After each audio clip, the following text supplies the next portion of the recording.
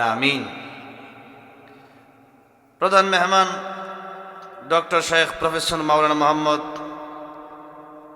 আব্দুস সামাদ সাহেব, দুইটা নাম একসাথে, একজন বিএনপি মনোনীত জাতীয় সংসদ সদস্য প্রার্থী, আরেকজন বাংলাদেশ জামাত ইসলামী মনোনীত জাতীয় সংসদ সদস্য প্রার্থী, ঠিক না? এটা কিন্তু বিরাট ব্যাপার। একটা পোস্টারে বিএনপির একজন এমপি পদপ্রার্থী, আবার জামাত ইসলামের একজন এমপি পদপ্রার্থী, দুইজনই রয়েছেন।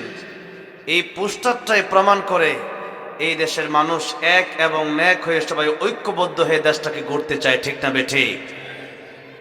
আবার বড় ভালো লেগেছে, আমি সিরাজগঞ্জে না গাইবান্ধাতে কয়েকদিন আগে এমনই একটা পোস্টার আমি দেখতে পেয়েছিলাম, আজকেও আবার এমন আরেকটা পোস্টার দেখতে পেলাম।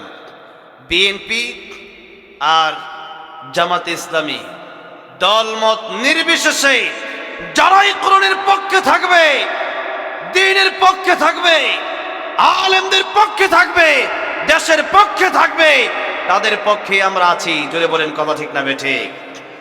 আমরা দল দেখতে চাই না, আমরা দেখতে চাই দলমত নির্বিশেষে কারা কোরআনের পক্ষে আছে, কারা মুসলমানদের পক্ষে আছে, কারা দেশের পক্ষে আছে, ঠিক না বেঠিক?